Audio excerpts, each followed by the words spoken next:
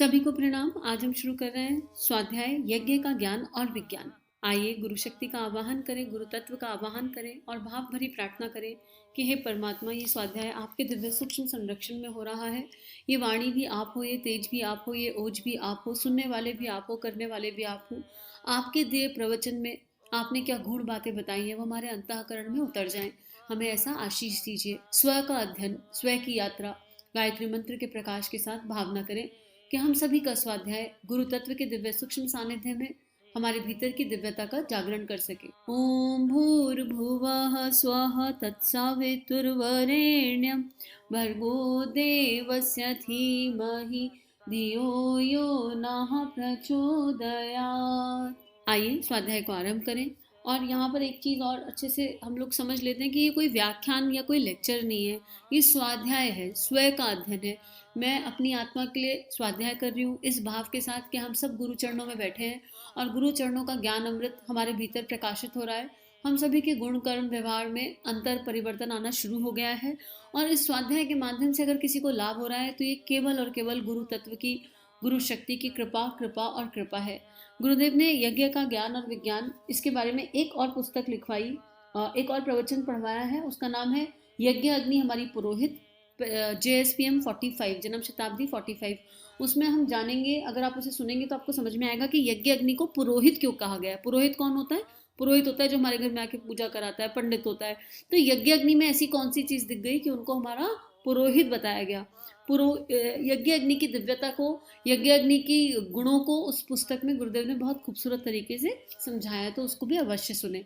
इसको पढ़ते हैं। इसमें गुरुदेव क्या कह रहे हैं? ज्ञान और कर्म के विस्तार की शिक्षाएं। और उसके पहले माँ हमसे क्या कह रही है कि ये स्वाध्याय, ये ऑडियो बुक गुरुदेव की कृपा से, मातृशक्ति की कृपा से, आदिशक्ति माँ गायत्री की कृपा से आई है। तो इसको पढ़ें, सुने, समझें, इसके मुख्य अंशों को नोट करें और इस ज्ञान के आलोक के प्रकाश को जन जन तक पहुंचाएं, प्रकाशित करें, ताकि अपना जीवन और सभी का जीवन तेजोमय हो जाए, मंगलमय हो जाए, प्रकाशित हो जाए, सुरभित हो जाए और आनंदित हो जाए। मित्रों, आपने व्याख्यान सुने हो या ना सुने हो, लेकिन अगर आप यज्ञ भगवान की पूजा करते हैं, उनसे आप दो शिक्षाएं जरूर सुन लीजिए। वे हमको और आपको जो दो शिक्षाएं और उपदेश देते हैं, वे एक से बढ़कर एक शानदार है। एक तो आपको विचारशील होना चाहिए, ज्ञानवान होना चाहिए और आपको क्रियाशील होना चाहिए। ज्ञान योगी भी होना चाहिए और आपको कर्मयोगी भी होना चाहिए। आज गुरुदेव यज्ञ के ज्ञान और विज्ञान से हमें क्या बता रहे हैं? ज्ञान और कर्म के विस्तार की शिक्षाएं हमें यज्ञ का ज्ञान और विज्ञान देता है, ये समझाने की गुरुदेव हमें कोशिश कर रहे हैं। गुरुदेव कह रहे हैं अगर हम यज्ञ से जुड़े हैं, अगर हम किसी भी तरह का यज्ञ करते हैं, और यज्ञ की दिव्यता गुरुदेव ने कर्मकांड से ऊपर ले जाकर बताई है, भावनाओं के स्तर पर यज्ञ कैसे किया जाता है ये गुरुदेव ने समझाया है। तो अगर हम यज्ञ कर रहे हैं तो हमको ज्ञान योगी भी होना चाहिए और कर्मयोगी भी होना चाहिए। कोई बात मेरे विचारना की शक्ति में केवल है लेकिन मेरे कर्म में कन्वर्ट नहीं हो रही, तो उस विचारना की शक्ति में जो भावना है या जो भी बात है उसका मैं क्या करूंगी? मेरे मन में है कि मुझे स्वाध्याय करना है, लेकिन वो केवल मेरे विचारों तक सीमित है, वो इम्प्लीमेंट नहीं हो पा रहा, तो उस विचार का कोई लाभ नहीं, क्योंकि वो किसी का हित नहीं कर रहा, वो किसी को बेनिफिट नहीं पहुंचा रहा। तो गुरुदेव यही कह रहे हैं, यदि यह ज्ञान आप यज्ञ से सीख लेते हैं तो यज्ञ का पूजन करना, यज्ञ को भगवान मानना, यज्ञ में आहुति देना आपका सार्थक हो जाता है।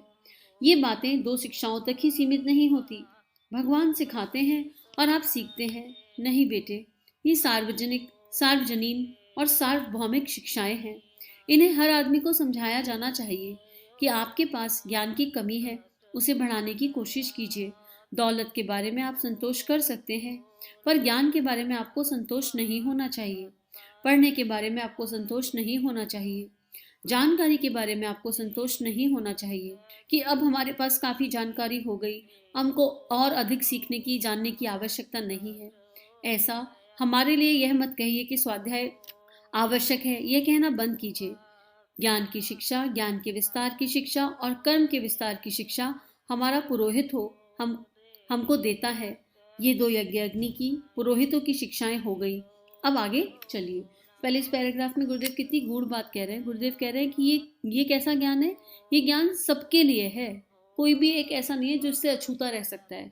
और हम अपनी लाइफ के किसी भी स्टेज पर हो, हम ये नहीं कह सकते कि हमको सब कुछ आ गया है, क्योंकि वो फिर मैं का सूचक है, अहंकार का सूचक है, और उसका सूचक भी ना हो तो सब कुछ आ ही नहीं सकता। हर एक आत्मा कहीं पर रिसीवर है, कहीं पर गिवर है।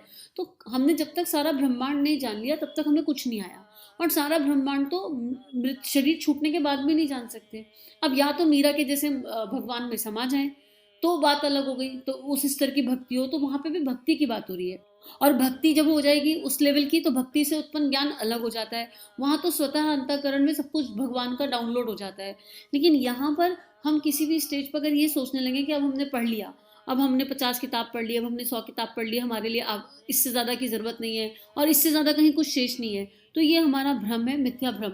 जब तक जीवन है तब तक स्वाध्याय होना चाहिए, लेकिन वो स्वाध्याय स्व पर फोकस करके होना चाहिए, वो स्व का अध्ययन होना चाहिए। और गुरुदेव ने एक जगह एक बात और बहुत सुंदर लिखी थी कि स्वाध्याय का व्यसन नहीं होना चाहिए। व्यसन किसी भी चीज़ का बुरा है। मुझे आधा घंटा रोज, 15 मिनट रोज स्वाध्याय करना है, उसके मुख्य अंशों को नोट कर कर उस पर चिंतन मनन करना है, असल में वो स्वाध्याय होगा कि हमने जो पढ़ा वो और हमारा जीवन इस समय कहाँ है, दोनों के बीच में कितना अंतर है, उस अंतर, उस गैप को फिल करने का नाम स्वाध्याय है। तो उसके लिए हमको रोज 3-4 घंटे बैठ के पढ़ने की आवश्यकता नहीं है। हम कम पढ़ें चलेगा, लेकिन उसमें से हाइलाइट्स निकालें अपने को केंद्र में रखकर, और उसके बाद ये समझें कि अब ये जो बताया गया है इसको इम्प्लीमेंट करने के टूल क्या है। और दिन भर स्वयं का अध्ययन होता रहे कि जो बताया गया था वो और मेरे कर्म में, मेरे मेरे सोचने में, मेरी भावना और मेरे विचारना में कितना अंतर है। अब इस अंतर को कैसे खत्म करना है, समस्या समझ के समाधान पर फोकस, वो असल में स्वाध्याय है। और गुरुदेव यहाँ उसी ज्ञान की बात कर रहे हैं लगातार।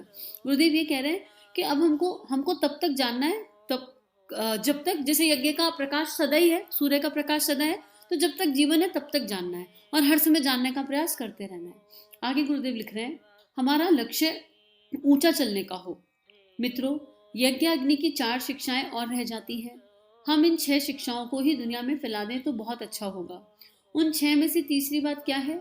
तीसरी बात यह है कि यज्ञ अग्नि का आंख का सिर हमेशा ऊंचा रहता है। इसका क्या मतलब है? इसका मतलब यह है कि आप जितना भी चाहे आंख पर दबाव डाल लीजिए, आंख का सिर कभी नीचे नहीं होता। आप दबाव डालकर देख लीजिए, चाहे आप दिया सलाई जलाएं, लकड़ी जलाएं, दिया जगाएं, कोशिश कीजिए इसको पलट दें। आप पलट दीजिए, दबाव डाल दीजिए, लेकिन अग्नि की लौ पलटकर भी ऊपर की ओर उठेगी। नहीं साहब, लौ को नीचे जला देंगे, नहीं बेटे। वेल्डिंग मशीन द्वारा भी बहुत ज़्यादा प्रेशर देंगे तो थोड़ी देर तक वह नीचे जा सकती है, लेकिन जैसे ही प्रेशर कम होगा लौ फिर ऊपर की ओर जलने लगेगी। आँख का स्वभाव ऊपर की ओर चलने का है, नीचे की ओर नहीं। हमारा मस्तिष्क, हमारा दिमाग, हमारा जीवन नीचे की तरफ चलने का नहीं होना चाहिए, वरन ऊंचे की ओर चलने का होना चाहिए। नीचे की तरफ बहना पानी का काम है, नीचे की तरफ गिरना ढेले का काम है। आप ढेले नहीं, आप पानी नहीं। कितनी सुंदर लर्निंग है, कितनी प्यारी बात गुरुदेव बोल रहे हैं। ऊपर की ओर चलने का क्या मतलब है? हमारी प्राण ऊर्जा का विस्तार हो, हमारी तेजस्विता का जागरण हो, हमारी प्रतिभा का जागरण हो, और हम हमेशा अच्छा सोचें, पॉजिटिव सोचें, श्रेष्ठ सोचें, चिंतन हमारा ऊंचा हो, लक्ष्य हमारा ऊंचा हो, और हर कर्म भगवान को समर्पित होकर होता चला जाए। हम कभी डिमोटिवेट ना हो, दीनता हीनता के भावना, दीनता हीनता के विचार हमारे मन में कभी ना आने पाए। तो अभी अपने जीवन को झांक कर देख लीजिए कि क्या हमारे मन में दीनहीन विचार आते हैं? क्या हम सदा प्रसन्न रहते हैं, मुस्कुराते हैं कि जो हो गया सो हो गया, जैसा है वैसा है, ठीक है, लेकिन आगे बढ़ेंगे और कभी ना कभी तो अपने लक्ष्य को प्राप्त कर ही लेंगे। अपने कर्म को जब पूरे मनोयोग से अपनी सारी शक्तियों को लगाकर करेंगे तो कर्म कभी ना कभी तो हमें सफलता मिल ही जाएगी। तो हमें गुरुदेव ने कौन कौन सी शिक्षा बताई? ज्ञान की शिक्षा, ज्ञान के विस्तार की शिक्षा, कर्म के विस्तार की शिक्षा, और तीसरी ऊपर उठने की, तेजस्विता की, हमेशा ऊंचे की ओर। तो 3 शिक्षाएं हो गई, ज्ञान, कर्म और अपने आप को प्रखरता के साथ लक्ष्य को ऊंचा रखना। ये शिक्षाएं गुरुदेव आज बता रहे हैं। तो हमारे जीवन में हमें देखना है कि हम स्वाध्याय रोज करते हैं और फिर कर कर उसका विस्तार करते हैं। विस्तार बाहर नहीं, अंदर। मैंने स्वाध्याय कर लिया, मैंने ज्ञान पढ़ लिया, अब वो मेरे गुण कर्म स्वभाव में आया या नहीं, पहली चीज। उसके बाद कर्म की शिक्षा, कर्म के विस्तार, हमको कर्मयोगी बनना है, कुछ अंदर ना रह जाए, जो भी अच्छे भावनाएं आ रही हैं, जो भी अच्छे विचार आ रहे हैं वो इम्प्लीमेंट हो जाए। तीसरा, हमारी सोच पॉजिटिव होनी चाहिए, सोच श्रेष्ठ होनी चाहिए, और कभी भी कोई लोअर इमोशन ज्यादा देर अगर आएगा नहीं, ऐसा नहीं है, हम मनुष्य हैं तो आ सकता है। एक बड़ी अच्छी स्टोरी इस पे है, सुनाती हूँ आपको। पॉजिटिव अप्रोच क्या होती है। एक फकीर थे, और वो जो है एक गांव छोड़ के दूसरे गांव जा रहे थे, तो रात हो गई बहुत। तो उन्होंने सोचा एक सराय में रुक जाता हूँ। अब फकीर के पास तो भगवान का अलावा कोई होता नहीं, तो उनका भगवान के अलावा कोई था नहीं। तो सराय के मालिक ने सोचा कि मैं इसको कैसे रख लूँ, मैं इस पर कैसे भरोसा करूँ। तो उन्होंने कहा कोई गारंटी ले ले तुम्हारी, तुम भरोसा कर सकता हूँ। तो फकीर ने कहा मेरा तो कोई गारंटर नहीं है, तो आप मुझे जगह दे सकते हो तो दे दो, और मेरे पास तो कुछ है भी नहीं। तो सराय के मालिक ने उन्हें जगह नहीं दी।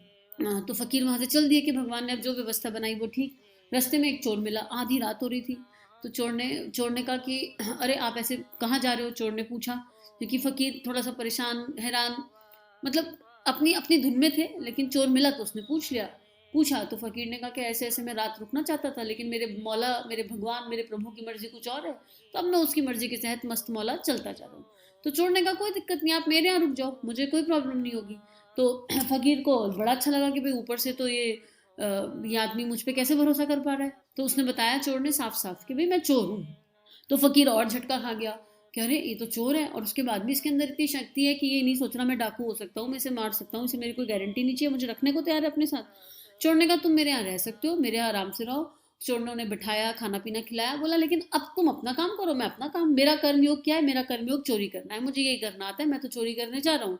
तुम्हारा काम तुम्हारे भगवान को याद करना है, तुम्हारे अल्लाह को याद करना है, तो अपने अल्लाह को याद करो, मुझे ये ज्ञान मत देना कि चोरी कर मत कर, मैं तो जो करता हूँ मैं तो करूँगा ही।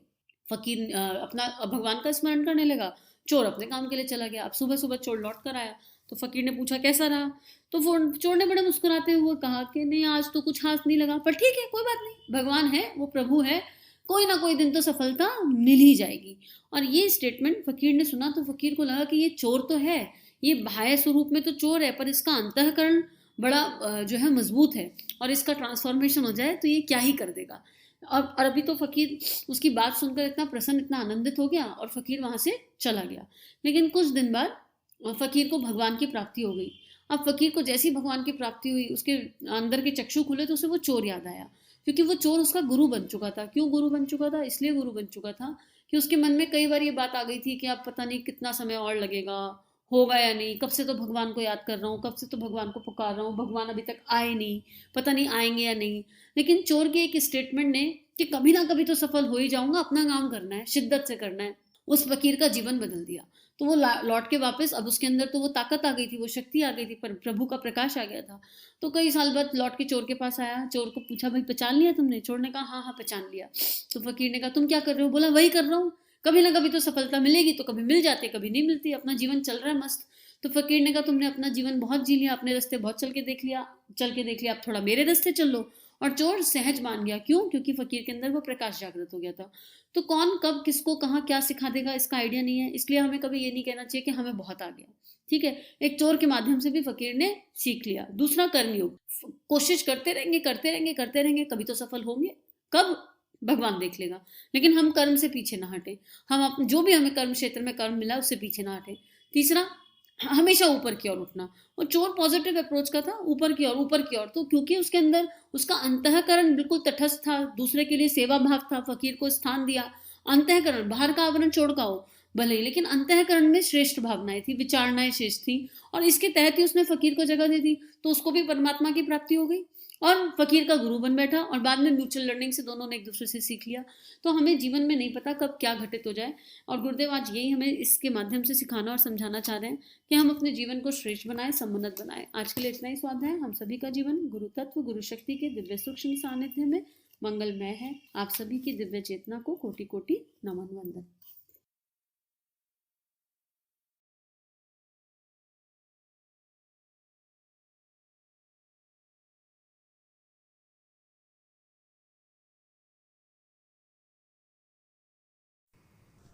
हमारे YouTube चैनल को सब्सक्राइब कीजिए और बेल आइकन पर क्लिक कीजिए ताकि आने वाली सभी वीडियो की नोटिफिकेशन आपको मिलती रहे। आप सभी को बहुत बहुत थैंक यू।